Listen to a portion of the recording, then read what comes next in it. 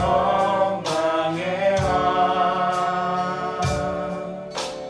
당신은 하늘과 땅의 주 당신은 정의의 아들 천사가 무릎 꿇고 예배하고 찬송하는 영원한 생명 말씀 당신의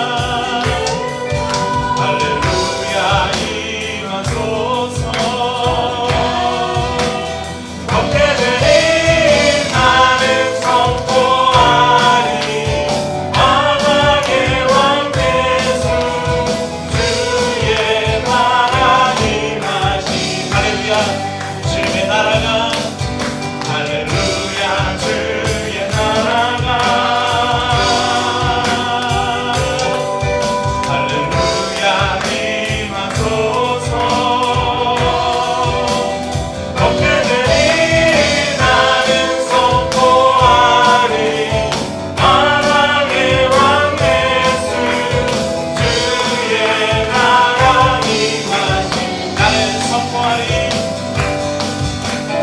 나는 선포하리 왕만하게 왕 예수 주의 나라 행하시네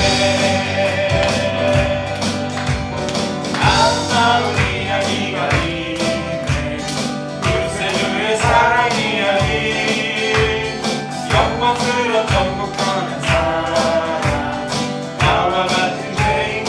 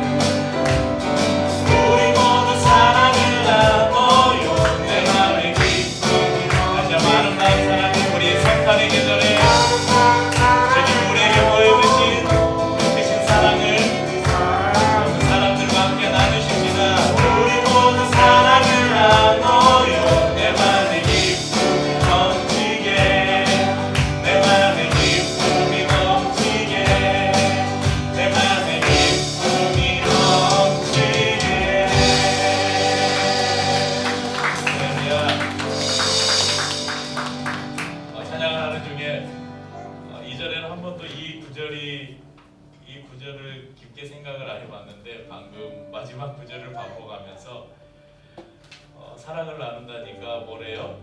내 마음에 기쁨이 넘치게.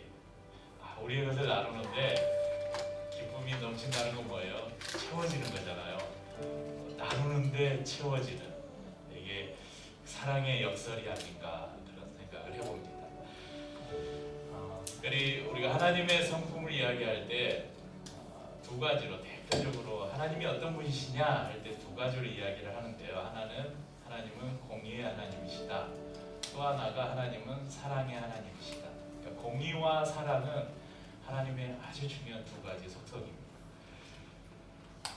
네, 우리가 경험한 이 구원의 역사 가운데 이 하나님의 사랑과 공의가 아주 확실하게 나타난 두 가지 사건이 있어요.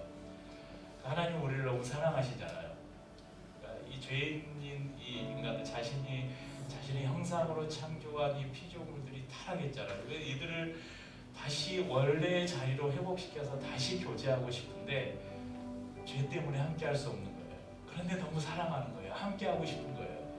그래서 그 하나님의 사랑이 나타난 곳이 어디냐면 예수 그리스도가 이 땅에 오신 거예요. 여러분, 성탄은 하나님의 사랑이 나타난 성경 안에 가장 대표적인 사건이에요. 그리고 여러분, 하나님은 공의의 하나님이잖아요. 공의의 하나님은 쉽게 말하면 죄인과 함께할, 죄를 지었으면 벌을 받아야 된다 이거예요. 그러니까 인간이 죄인이잖아요. 그러니까 죄를 해결해야 되기 때문에 이 죄값을 치러야 되는 거예요. 그래서 이 죄값을 치르기 위해서 어떻게 했어요? 예수 그리스도를 십자가에 죽게 하셨죠. 그러니까 예수 그리스도가 이 땅에 오신 이 성탄은 하나님의 사랑이 가장 잘 나타난 성경의 사건이고, 이 땅에 오신 예수 그리스도가 십자가에서 죽으신 사건은 하나님의 공의가 가장 잘 드러난 사건입니다. 예수님의 삶을 통해서 하나님은 우리에게 당신의 사랑과 공의를 보여주셨습니다. 예수 하나님의 공의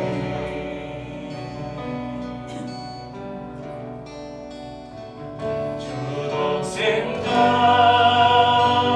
그의 나라 임하시네.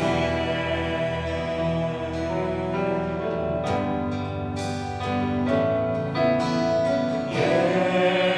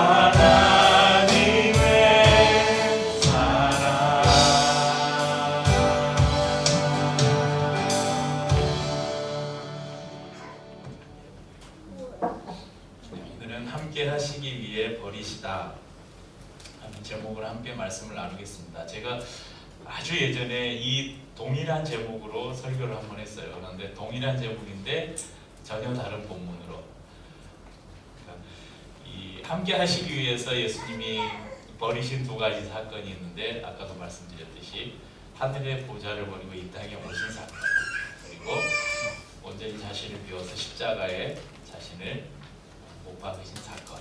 그래서 예전에는 제가 고난주일 즈음에 다른 본문을 가지고 동일한 제목으로 말씀을 나눴었는데, 오늘은 빌립보서 2장 5절에서 8절 말씀 통해서 우리와 함께 하시기 위해서 자신을 버리신 예수님의 모습을 한번 나누려고 합니다. 오늘은 대림절 세 번째 주일입니다. 지난주에 말씀드린 것처럼 대림절은 단지 2000년 전에 일어났던 한 사건을 그냥 추억하는 것으로 끝나는 절기가 아닙니다.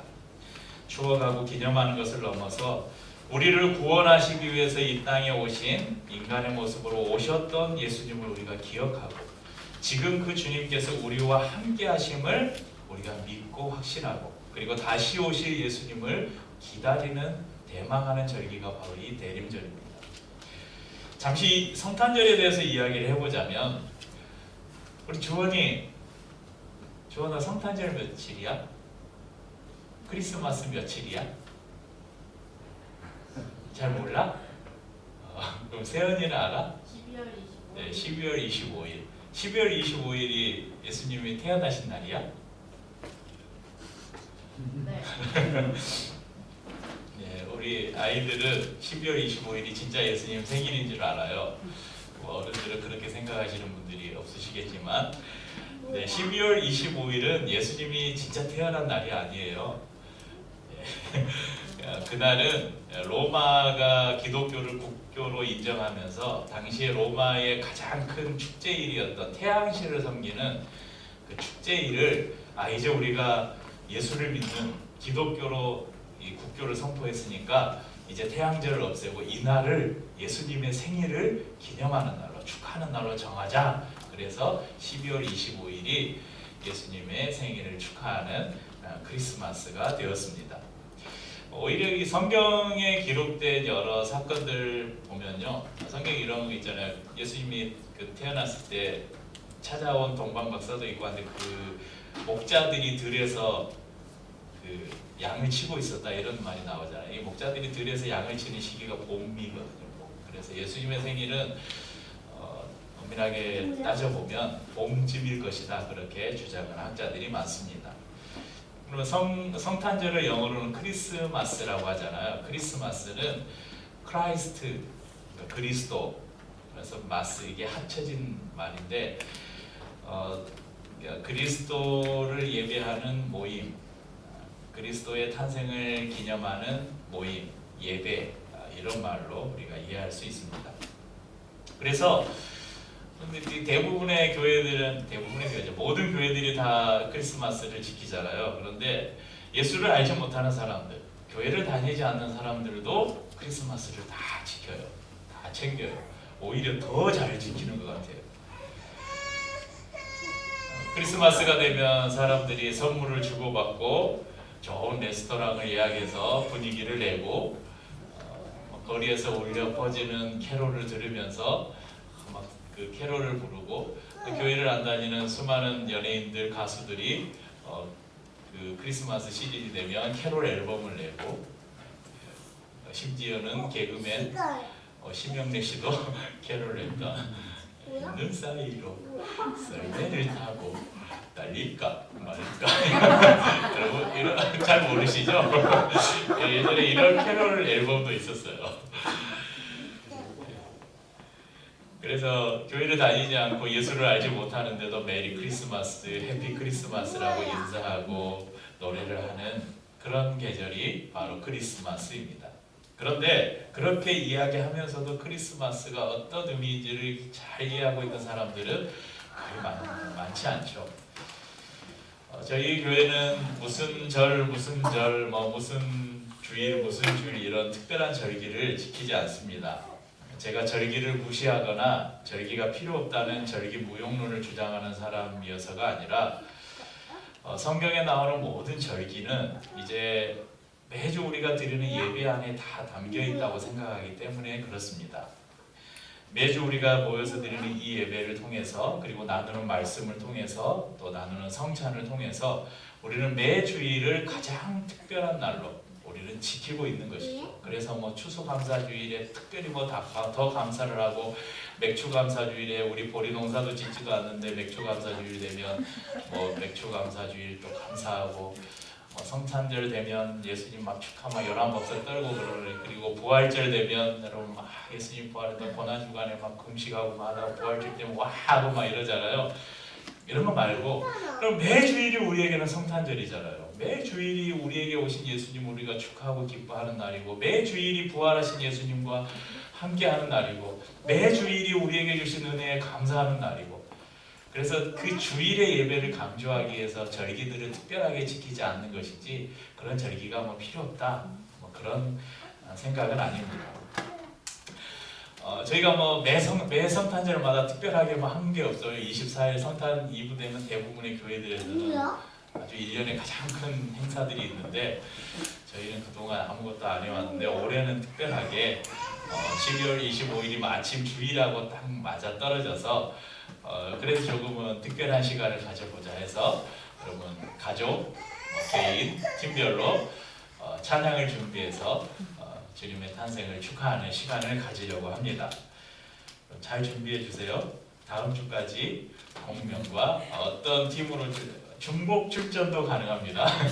그럼 가족으로 나오고 나는 내가 혼자 솔로로 한번 해보고 싶다. 아니면 나는 마음 맞는 누구하고 같이 듀엣을 해보고 싶다. 네, 우리 주원이랑 채민이도 한 곡 해야지. 그래서 잘 준비하셔서 정말 풍성한 찬양 이제 우리가 뭐 칸타타 이런 건 안 하는데 저희 모두가 이 찬양 성가대원이 되어서 하나님 앞에 찬양으로 영광을 돌리는 그런 성탄 칸타타처럼 찬양하는 시간이 되었으면 좋겠습니다. 그럼 요즘 대통령의 리더십에 대한 우려의 목소리가 많습니다.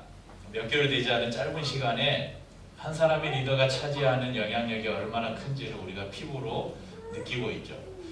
오늘 제가 뭐 구체적으로 자세한 이야기를 하면 너무 정치적이 될 것 같으니까 제가 정치적 색깔이 없거나 정치에 아무 관심이 없어서 이야기 안 하는 게 아니라 강단에서는 가급적이면 정치 이야기를 삼가려고 하는데 혹시 개인적으로 저하고 정치 견해를 나누고 싶으신 분들은 언제든지 개인적으로 이야기를 나누실 수가 있겠습니다. 아무튼 상식을 가진 사람이라면 지금 이 돌아가는 이 정국이 정상적이라고는 생각하지 않을 것이라고 생각합니다. 여러분이 알고 있는 역사상 가장 위대한 리더, 지도자는 누가 있을까요? 역시 우리 세연이가 설교를 미리 생각했나 봐. 이제 그 다음에 나오는 게 이거야. 세계로 가면 너무 범위가 크니까 우리나라에 국하죠. 대한민국에 국한해서 우리나라 역사상 가장 훌륭한 지도자, 리더는 누구일까요? 생각나는 사람 한번 이야기해보세요. 뭐 왕뿐만 아니라 또 뭐 장군, 세종대왕 딱 하면 세종대왕 바로 생각나죠. 그렇습니다. 저희 광화문 광장에 가면 우리나라에 리더 두 분이 계셔요. 한 분은 서 계시고 한 분은 앉아 계시는데 한 분은 왕이라서 앉아 계시고 한 분은 장군이라서 서 계셔요. 네, 우리 이순신 장군과 세종대왕 상이 광화문 광장에 가면 있습니다. 우리 세종대왕, 우리 세연이가 세종대왕을 이야기했으니까 어떻게 목사님 세종대왕을 여기다 써놓은 줄 알고 여러분 세종대왕이 성군이라고 불리는 이유가 무엇일까요? 왜 세종대왕을 성군이라고 이야기해요? 한글을 만들었죠. 왜 근데 한글을 만들었는지를 알아야 돼요. 한글을 양반들끼리 써가지고 막 자기들에게 쿵짝쿵짝 하자고 만들었으면 그렇게 성군이라고 추앙 안 받겠죠. 왜 한글을 만들었어요? 나라 말씀이 등기게 달아 뭐 자나 서로 삼한게 아니할세 내 일을 가엾이 여겨 어쩌고 네. 그러잖아요. 그러니까 왜 한글을 만들었어요? 일반 백성들이 글을 읽고 써서 글을 모름으로써 억울한 일을 당하지 않도록 하기 위해서 그 수많은 반대를 무릅쓰고 한글을 만들었잖아요. 그리고 뭐 한글을 만든 것뿐만 아니라 세종대왕이 여러 좋은 정책들을 많이 펼쳐서 우리에게 대왕이라는 칭호까지 붙여서 성군이라고 많은 사람들의 존경을 받습니다. 그런데요, 세종대왕이 그런 왕이었다고 해서 그가 일반 백성처럼 살지는 않았어요. 기껏해야 가끔 양반 옷으로 갈아입고 몰래 나가서 자맹으로, 우리 자맹이라고 하죠. 자맹 나가서 백성들이 어떻게 살고 있나 살피는 정도였지 그가 일반 서민들의 삶을 체험해 봤나요? 그러지 않았죠. 태어날 때부터 금수저였어요. 금수저 아니고 다이아몬드 수저였죠. 구중궁궐에서 왕이 누릴 수 있는 모든 산의 진미와 부귀 영화를 다 누리며 살았어요. 저는 오늘 성경을 빌어서 여러분에게 또 다른 한 분의 왕을 소개해 드리려고 합니다. 성경은 그분을 하나님의 본체라고 소개해요. 본체라는 것은 곧 본체, 같은 몸이라는 거예요. 하나라는 거예요. 그런데 하나님이시면서 모든 나라의 왕이신 분이 자기를 비우고 종의 형체를 갖고 사람이 되셨다고 말씀합니다. 그분이 바로 예수 그리스도이십니다. 성탄절은 우리의 왕이신 예수 그리스도의 오심을 기뻐하고 감사하고 축하하는 시간입니다. 아까도 말씀드렸듯이 어느샌가 성탄의 주인공인 우리의 왕이신 예수 그리스도가 사라지고 화려한 불빛과 울려 퍼지는 캐롤, 백화점을 보다 수많은 장사꾼들이 그 장사 속에 주인공은 뒤로 물러나 버리고 누가 주인공이 됐어요? 루돌프, 산타, 캐롤, 트리, 선물 이런 게 주인공의 자리를 차지해 버렸어요. 오늘 우리는 말씀 속에서 우리의 왕 되신 예수 그리스도, 성탄의 참 주인공이신 예수 그리스도를 다시 한번 기억하면서 그분을 주인공의 자리로 올려드리고 그분이 살았던 삶을 우리가 돌아보면서 우리도 어떤 삶을 살아야 될지 생각해보는 시간을 가졌으면 좋겠습니다. 오늘 6절 말씀에 보면 우리 안에 그리스도의 마음을 품으라고 말하면서 그분이 누구신가 6절에 보면 그런 근본 하나님의 본체시나 하나님과 동등됨을 취할 것으로 여기지 아니하시고 이렇게 기록합니다. 예수님의 근본을 하나님의 본체라고 말씀하시죠. 이어서 나오는 동등됨을 취할 것으로 여기지 아니하셨다. 이 말은 예수 그리스도께서 이 땅에 오신 것이 예수님을 보내신 분이 하나님이시지만 예수님도 자발적으로 이 하나님의 구원 사역에 동참하셔서 스스로를 버리셨다. 이렇게 이해할 수가 있습니다.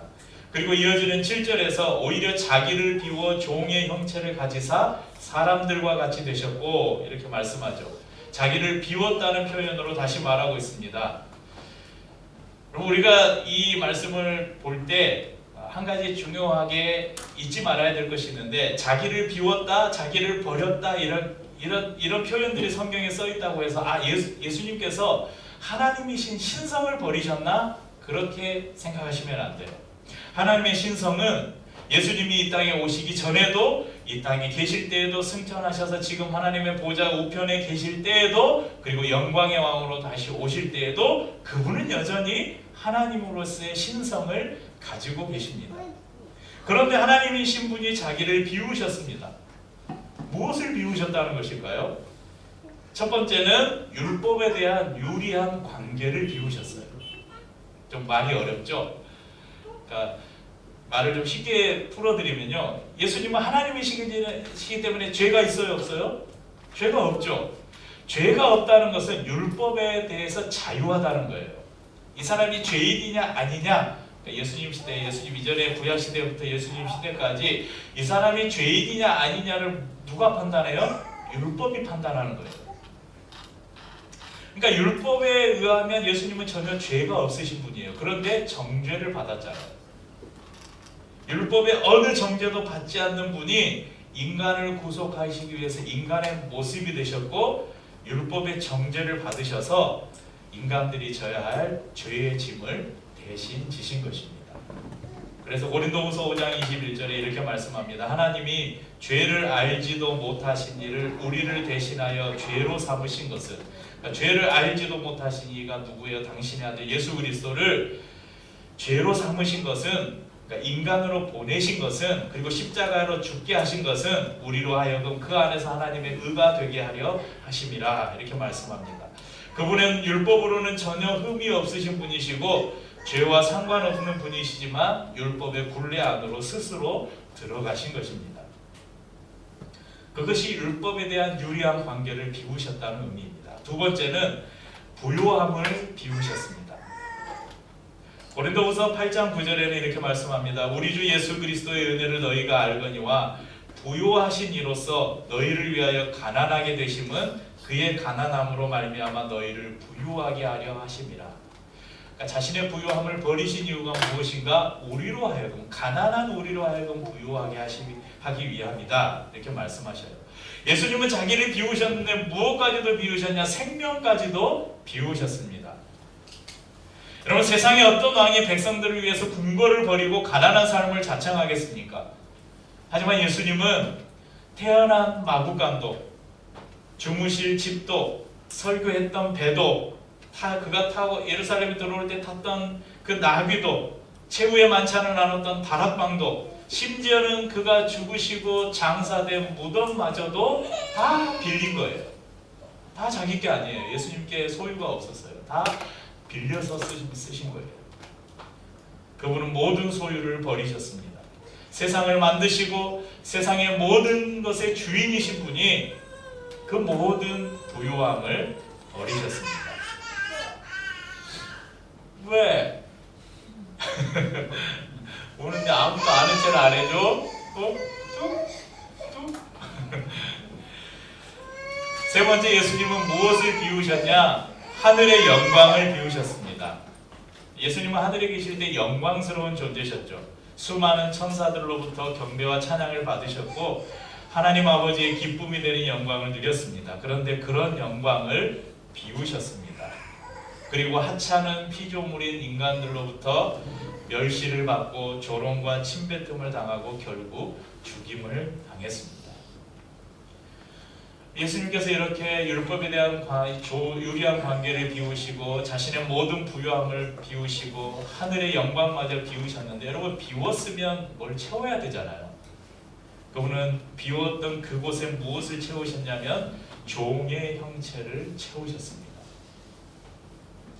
이사야 선지자는 이런 예수님의 모습을 이사야서 여러 곳에서 예언했는데, 예수님은 자발적으로 종이 되셔서 그 임무를 수행하심으로 하나님께서 말씀하신 모든 일들을 다 이루셨습니다. 그리고 마지막으로 예수님은 되었다, 이렇게 말하는데 무엇이 되었는가? 사람들과 같이 되었다. 오늘 말씀에서는 그렇게 이야기하고 있습니다. 7절에 보면 오히려 자기를 비우신 다음에 종의 형체를 가졌다. 종의 형체를 채우시고, 그리고 무엇까지 되었냐? 사람들과 같이 되었다. 그러면 지난주에 제가 족보를 보여드렸잖아요. 제가 밀양박씨인데, 밀양박씨의 시조가 누구라고요? 박혁거세. 박혁거세가 어디서 태어났는지 아세요? 저는 예전에 이런 거 모를 때, 예전에 이거 한국사 시간인가? 예전에는 뭐였죠? 제가 이제 국민학교, 초등학교 말고 제가 국민학교 시절에 배웠던 것 같아요. 제가 이거 저희 아버님이나 우리 가문의 누구한테 배운 게 아니라 학교에서 박혁거세가 아래서 태어났다고 제가 분명히 책에서 봤거든요. 그 막 설화 이런 거 나오면서 왜 아래서 태어났다 그랬을까요? 그죠? 뭔가 신비함을 더하기 위해서 뭔가 탄생의 신화를 뭔가 우리와는 다른 뭔가 신비적인 요소를 넣어야 이게 이제 사람들이 와 하잖아요. 그러니까 사람들이 만드는 신화는 대부분 특별한 이 탄생 기사를 전하고 있어요. 왜냐하면 특별한 존재임을 부각시키기 위해서. 하지만 예수님은 오히려 하나님이신 분이 사람들과 같은 출생의 방법으로 태어나셨어요.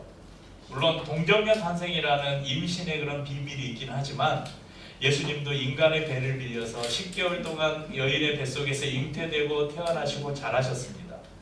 그분은 완전한 신성을 가지신 분이셨지만 동시에 완전한 인성을 가지셔야 했기 때문에 사람의 생명법칙과 동일하게 인간의 배를 빌려서 똑같은 기간 동안 그 태에서 자라고 똑같이 출생을 하셨고 똑같이 자라셨습니다. 그래야 죄인된 인간을 위한 대속의 제물이 될 수 있었기 때문입니다. 로마서 8장 3절은 우리에게 말씀합니다. 율법이 육신으로 말미암아 연약하여서 할 수 없는 그것을 하나님은 하시나니 곧 죄로 말미암아 자기 아들을 죄 있는 육신의 모양으로 보내어 육신의 죄를 정하사. 동시에 히브리서 4장 15절에 이렇게 말씀합니다. 우리에게 있는 대제사장은 우리의 연약함을 동정하지 못하시니가 아니요 모든 일에 우리와 똑같이 시험을 받으시니로되 죄는 없으시니라. 그러니까 성경이 충돌하잖아요. 어디에 보면 죄가 있다, 어디에 보면 죄가 없다.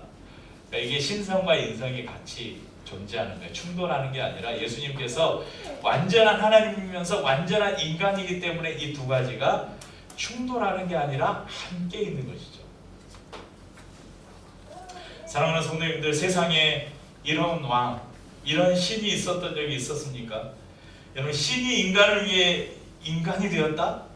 가끔 저기 뭐 그 요즘에 어벤져스나 이런 데 보면 토르도 신인가요? 아무튼 그저 천상에 있는 것에서 인간 세상의 그 부조리와 막 그런 걸 못 참고 내가 도와줘야 되겠다 그러고 툭 내려와서 뭐 막 한번 쓸어버리고 가고 뭐 이런 신화나 이런 뭐 영화 같은 건 있는데, 그 신이 진짜 인간의 모습이 되어서, 물론 그거 있더라고요. 한 여자를 너무 사랑해가지고 사랑에 빠져가지고 나는 내 신의 지위, 나는 신을 버리겠다, 나는 그냥 한 사람의 인간으로 살다가 죽겠다. 그 사람은 누가 다른 사람을 위해서 그랬어요? 아니, 자기가 사랑에 빠져서 그냥 자기가 좋아서 그런 거예요. 누군가를 위해서가 아니라. 그런데 정말 인간을 위해서 신의 지위를 포기했다는 그런 거 보신 적 있으세요?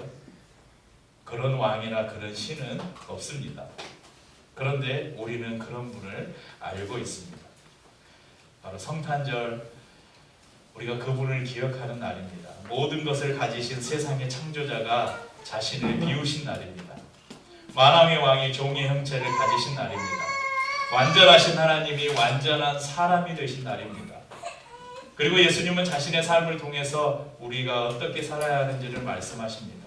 그것은 우리에게도 너희도 비우는 삶을 살라고 말씀하셔요.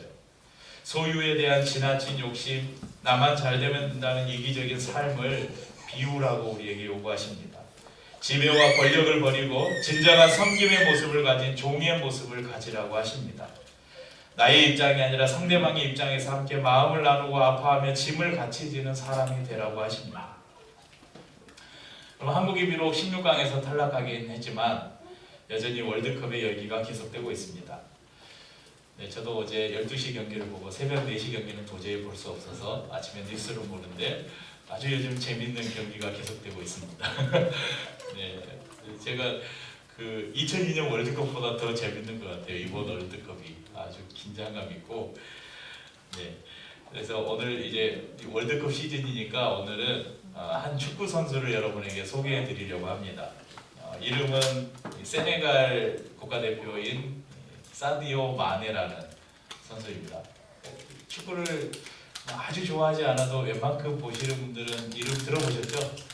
네, 저도 개인적으로 잘 모르는 선수지만 그 리버풀에서 뛸 때 하도 유명해서 이름은 알고 있는 선수인데, 인터넷을 이렇게 보다가 이 선수에 대한 짧은 기사를 봤어요. 그 기사를 보고 이게 진짜일까 하고 인터넷을 다 검색하니까 굉장히 많은 기사들이 나오더라고요. 오늘 그래서 여러분들에게 이 사디오 마네를 좀 소개해 드리려고 해요. 안타깝게도 이 부상으로 대표팀에는 발탁이 됐는데 이번에 월드컵에 출전은 하지 못했어요. 그런데 그가 2019년 우리 작년에 손흥민이 프리미어리그 득점왕이 됐잖아요. 2019년에는 사디오 마네가 프리미어리그의 득점왕이었어요. 그리고 지금 이제 독일의 명문 구단인 바이에른 뮌헨의 공격수로 이렇게 이적을 했는데, 뮌헨으로 이번에 이적을 하면서 올해 이적을 했는데 계약할 때 연봉이 얼마냐면 연봉이 1년에 받는 돈이에요. 보너스나 이런 거 수당 이런 거 다 빼고 연봉이 270억. 뮌헨에서 가장 많은 연봉으로 계약을 하고 이적을 했다고 합니다. 여러분, 이 세계적인 축구 스타들의 삶을 여러분 뉴스나 이런 데서 보셨죠? 그리고 뭐 상상이 좀 되시잖아요. 여러분, 1년에 270억을 받는데 이 한 주에 얼마 받는지 아세요? 한 주에 4억을 받아요. 야, 그 돈 받아서 뭐 할까? 여러분, 막 어디다 쓸까? 나 좀 주면 좋겠는데. 여러분, 수억 원짜리 스포츠카를 몇 대씩 가지고 있고 화로운 저택과 요트, 전속 트레이너, 마사지사 다 가지고 있어요. 한 예로 올 여름에 호날두 우리가 16강에 갈 수 있게 아주 큰 기여를 해준 우리 호날두의 여름에 휴가가 기사에 났는데 346억짜리 개인 제트기를 타고 포르투갈에서 스페인으로 가서 102억 원짜리 요트를 타고 놀았고 호텔에 이런 어메니티 이런 거 다 구비되어 있는데 그거 안 쓰고 자기 거 다 새로 사고 그리고 뭐 쓴 비용이 뭐 가족들과 며칠 하면서 그 호텔에 지불한 비용이 3천만 원인가 이렇게 비용을 쓰고 그런 기사가 났더라고요. 다시 이 오늘 이야기의 주인공인 마네로 돌아가서 한 기사에 실린 내용을 읽어드리겠습니다. 이거 내 사진 나오는데 마네. 제가 이거 이제 미넨으로 이적하면서 2025년까지 계약했나 보네요. 다음 사진을 보시면 이 마네가 들고 있던 깨진 핸드폰이에요. 아이폰인데 기자가 인터뷰를 하다가 그 핸드폰에 금이 간 아이폰을 보고 기자가 질문을 했어요. 왜 깨진 아이폰을 쓰고 있냐? 그러니까 마네가 이렇게 대답했다고. 내가 왜 10대의 페라리, 20개의 다이아몬드 시계, 2대의 전용기를 사야 하나요? 그게 세상에 무슨 도움이 되나요? 나는 기부를 더 좋아합니다. 내 급여를 써서 세네갈에 많은 학교를 지었고 축구 경기장도 하나 만들었습니다. 또한 점점 더 많은 세네갈의 극빈층에게 가정당 70유로씩을 지원하고 있습니다. 나는 값비싼 물건을 타인에게 자랑하는 삶을 살기보다 세네갈 사람들이 내가 누리고 있는 것들을 조금씩만이라도 함께 누릴 수 있기를 바랍니다 라고 말했다. 실제로 그는 세네갈의 학교와 병원을 수십억 자기 돈을 써가며 만들었다. 그는 내 아버지도 아프셨는데 병원 오는 데만 꼬박 하루가 넘게 걸렸다. 전염병에 걸린 아버지는 당시에도 얼마든지 치료만 받으면 살 수 있었지만 머나먼 병원으로 오는 길에 그만 돌아가셨다. 내 나이 7살 때 아버지가 돌아가시면서 우리 식구들은 가난에 더 시달려야 했고 난 돈을 많이 번다면 꼭 내 고향 마을에 병원을 만들어 아버지 같은 사람들이 생기지 않도록 돕겠다고 다짐했다 라고 인터뷰했었다. 위에 적혀있듯이 자신의 고향인 세네갈 반발리에 45만 파운드를 들여 병원을 짓고 25만 파운드를 들여 학교를 지었다. 이 마을에 살고 있는 모든 가족들은 마네로부터 매달 70유로를 지원받고 있으며 마네는 이들에게 우리나라는 5G인데 4G 인터넷도 제공하고 있다. 또한 마네는 반발리 고등학교에서 가장 우수한 학생들에게 400달러짜리 컴퓨터를 선물했고 아이들에게는 스포츠웨어를 무료로 나눠준다고 한다. 대단하죠? 이런 기부 말고요. 그의 인성을 보여주는 대표적 기사가 하나 더 있는데 자신이 자주 가는 모스크만 해도 신도들이 알아서 자발적으로 청소를 돕는데 마네 역시 알아서 똑같이 청소를 한다고 한다. 그러니까 그 모스크에 가는데 신도들이 알아서 청소를 하는데 마네도 똑같이 다른 신도들하고 청소를 한대요. 이를 알아본 이들이 마네를 알아본 이들이 당신은 안 하셔도 됩니다 하자 다 같은 무슬림인데 왜 내가 특별 대우를 받아야 합니까? 라며 웃으면서 스스로 청소를 도왔다고 한다.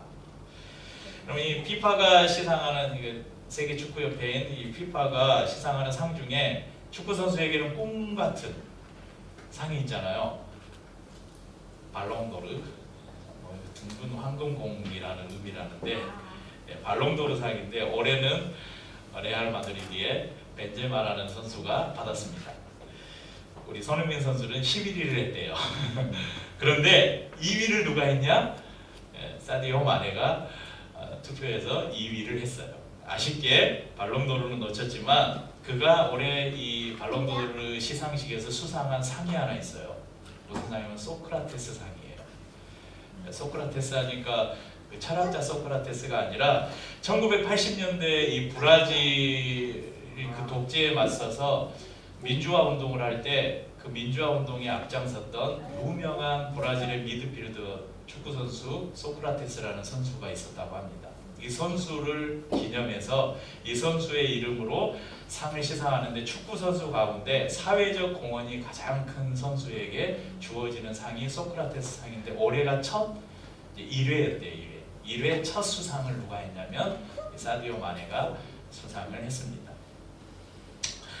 여러분 한 사람의 인생 이야기는 때로 한 편의 설교보다 더 큰 울림을 줍니다. 저는 리버풀 시절부터 축구 잘하는 선수라만 그 이름만 알고 있더니 사디오 마네라는 한 선수의 짧은 기사를 보고 이어서 계속해서 여러 인터넷 기사들을 찾아보고 실제로 그 마을들의 사진, 그가 그 마을에서 했던 일들 이런 것들을 찾아보면서 정말 큰 감동을 받았어요. 마네가 크리스찬이었다면 여러분들 조금 더 감동 받았을까요? 그런데 아쉽게도 아까도 말씀드린 그런 무슬림이에요. 저는 그가 그리스도인이 아니기 때문에 더 감동적인 것 같아요. 그리스도인에게 당연해야 될 삶이 더 이상 우리에게는 당연하지 않는 삶이 되었고, 비그리스도인의 삶의 모습이 그리스도인인 제가 부끄러움을 넘어서 흠모하는 삶이 되어버린 것이 여러분 안타까운 일이기는 하지만 그래서 더 도전을 받습니다. 그럼 그리스도를 믿는 저와 우리 성도님들, 하늘의 보좌를 버리시고 우리를 구원하시기 위해서 이 땅에 오신 예수님을 통해서 우리가 하나님의 자녀가 되는 놀라운 권세를 얻었잖아요. 그런데 과연 우리가 이 마네와 같은 자리에 간다면, 일주일에 사흘을 버는 모든 사람들이 나를 추앙하고 알아보는 그런 위치에 우리가 간다면 우리도 그와 같은 삶을 살 수 있을까? 나도 많은 게 있으면 그럴 수 있어요. 아니에요. 어려워요. 여러분 10,000원을 벌어서 10,000원의 수입이 생겨서 1,000원을 11조 하는 게 쉽겠어요? 어느 날 복권에 당첨돼서 100억 원을 벌었는데 10억 원을 11조 하는 게 쉽겠어요? 한번 생각해 보세요. 세연아, 엄마가 용돈을 10,000원을 주셔서 그래 10분의 1은 헌금해야지 하고 1,000원 헌금하는 게 쉬워? 아니면 어느 날 복권에 당첨돼가지고 1억에 당첨됐어. 그럼 10분의 1이면 1,000만 원을 헌금해야지 1,000만 원 헌금하는 게 쉬워? 네. 1,000원 헌금은 1,000원쯤이야 할 수 있어요. 그런데 이게 커지면 커질수록 우리가 지갑을 여는 게 더 힘들어요. 그래서 저는 이 선수의 삶이 대단한 것 같아요. 사랑하는 선생님들, 아마 이 사디오 마네도 신앙을 가지고 있겠죠. 무슬림이니까 신을 믿을 것이고, 그래서 그 안에 어쩌면 종교적인 어떤 신념이 있을 수도 있을 것 같아요. 그런데 우리에게는 그보다 더 확실한 믿음이 있잖아요. 대림절을 보내면서 우리가 다시금 예수님의 오심의 의미를 기억하고 그 삶을 따라 살기를 결단해 봅시다. 너무 욕심내지 말고 너무 많은 것 가지려 하지 말고 내게 있는 것이 다 내 것이라고 주장하지 말고 예수님이 그러셨던 것처럼 우리를 비우며 사십시다. 내게 있는 부와 지식과 권력으로 다른 사람을 조종하려고 하지 말고 부족함이 있으면 부족한 대로 감사하고 혹 내게 많은 것을 주시면 더 겸손하게 감사하면서 나누는 삶을 사십시다. 그리고 병들고 가난하고 고통받는 우리 주위의 이웃들의 좋은 친구가 되어주십시다. 우리가 그렇게 다른 사람들의 친구가 되어주는, 다른 사람들을 섬기는 그 자리에 누가 계시겠어요? 예수님이 그곳에 함께 계십니다. 그런 은혜로 보내는 대림절 기간이 될 수 있기를 바랍니다. 함께 주님의 그 사랑